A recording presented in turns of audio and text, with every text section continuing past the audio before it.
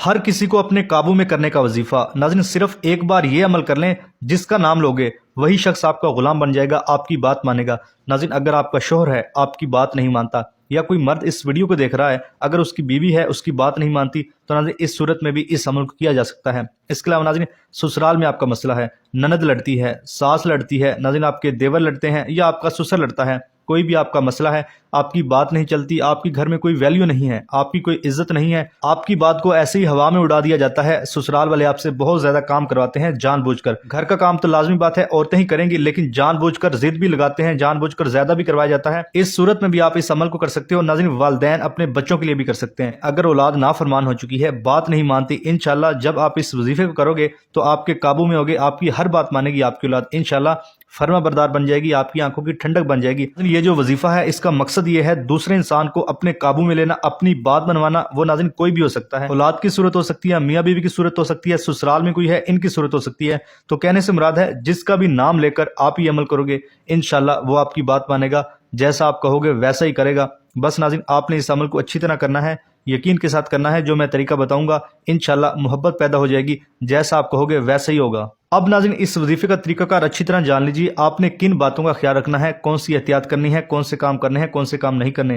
ناظرین ہر چیز کی احتیاط ہوتی ہے، اس وظیفے کی بھی کچھ احتیاط ہے، اب اس کا طریقہ کار اچھی طرح جان لیجیے۔ اب ناظرین یہ لازمی باتیں جان لیں، ان کو جاننے کے بعد آپ کے ذہن میں جو کوئی سوال ہوگا وہ بھی حل ہو جائے گا، اور اگر کوئی شک وہم ہوگا وہ بھی دور ہو جائے گا۔ اس کے علاوہ ناظرین یہ بھی آپ کو معلومات مل جائے گی، یہ لازمی باتیں جاننے کے بعد آپ نے اس عمل کو کس وقت کرنا ہے، کون سے کلمات پڑھنے ہیں، سب کچھ۔ سب سے پہلے یہ جان لیجیے وقت، آپ اس وظیفے کو کسی بھی وقت کر سکتے ہیں، اس میں کوئی پابندی نہیں ہے۔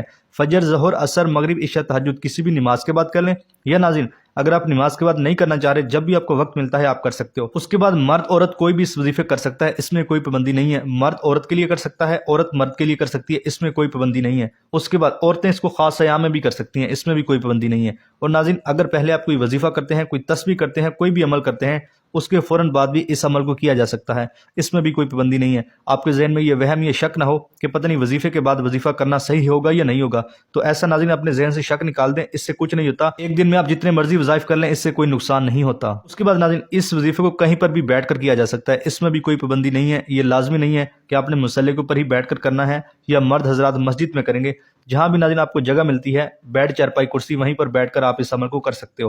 بس آپ نے پورے یقین کے ساتھ، نیت کے ساتھ کرنا ہے تاکہ فائدہ ہو سکے۔ پھر ناظرین آپ پڑھیں گے اعوذ باللہ من الشیطان الرجیم بسم اللہ الرحمن الرحیم۔ ناظرین صرف ایک ہی بار پڑھنا ہے، یہ عمل کا حصہ آپ نے لازمی پڑھنا ہے۔ اعوذ باللہ من الشیطان الرجیم بسم اللہ الرحمن الرحیم، یہ ایک ہی بار شمار ہوگا، اس طرح پڑھنا ہے۔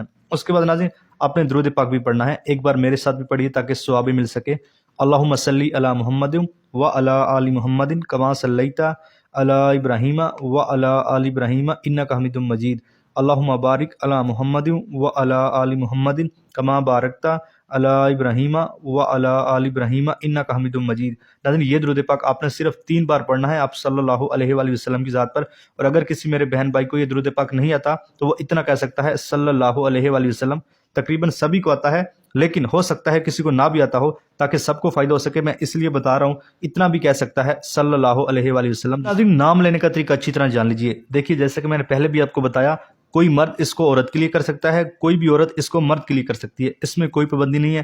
آپ کا جو بھی رشتہ ہے یا آپ کہیں رشتہ بنانے جا رہے ہیں، کسی بھی صورت میں اس عمل کو کیا جا سکتا ہے۔ اگر آپ کی کوئی ساس ہے، نند ہے، میں نے جیسے کہ پہلے بھی آپ کو بتایا، کسی کے لیے بھی اس عمل کو کیا جا سکتا ہے۔ یہ ناظرین محبت والا عمل ہے، اپنے قابو میں کرنے والا عمل ہے، یعنی کہ اپنی بات منوانے والا عمل ہے۔ انشاءاللہ جب آپ اس وظیفے کرو گے تو دیکھو گے کیسے اگلا بندہ آپ کی بات مان رہا ہے۔ اب ناظرین نام لینے کا طریقہ کار جان لیجیے، آپ نے نام کیسے لینا ہے جس سے آپ نے اپنی بات منوانی ہے۔ ناظرین میں پورا آپ کو کر کے دکھاتا ہوں تاکہ آپ کو فائدہ ہو سکے، تاکہ آپ کو اچھی طرح سمجھ لگ سکے۔ مثال کے طور پر اب کوئی مرد کسی عورت کے لیے کر رہا ہے، وہ ایسے کرے گا، اس عورت کا 7 بار نام لے گا۔ مثال کے طور پر عورت کا نام ہے ارم، کوئی بھی ہو سکتا ہے، 7 بار نام لے گا، آنکھیں بند کر کے لے گا، ارم ارم ارم، اس طرح مثال کے طور پر 7 بار اس نے کہنا ہے آنکھیں بند کر کے، اور اس عورت کا تصور بھی لائے گا، یعنی کہ جب آنکھیں بند کی جاتی ہے تو کسی بھی انسان کا آرام سے تصور کیا جا سکتا ہے کہ وہ میرے سامنے بیٹھا ہے۔ اس طرح ناظرین آپ نے اچھی طرح تصور کرنا ہے۔ اسی طرح اگر کوئی عورت اس عمل کو کرے گی تو ایسے کرے گی، اگر کوئی عورت دیکھ رہی ہے تو وہ ایسے کرے گی۔ اب سنیے گا، مثال کے طور پر مرد کا نام ہے خالد، کوئی بھی ہو سکتا ہے،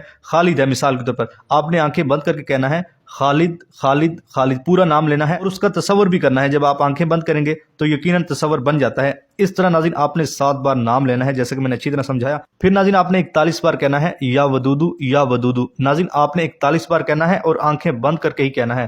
ناظرین اس کو پڑھنے میں صرف آپ کے 1 سے 2 منٹ لگیں گے. آپ نے 1 سے 2 منٹ آنکھیں بند کرنا ہوگی. انشاءاللہ آپ کو بہت فائدہ ہوگا.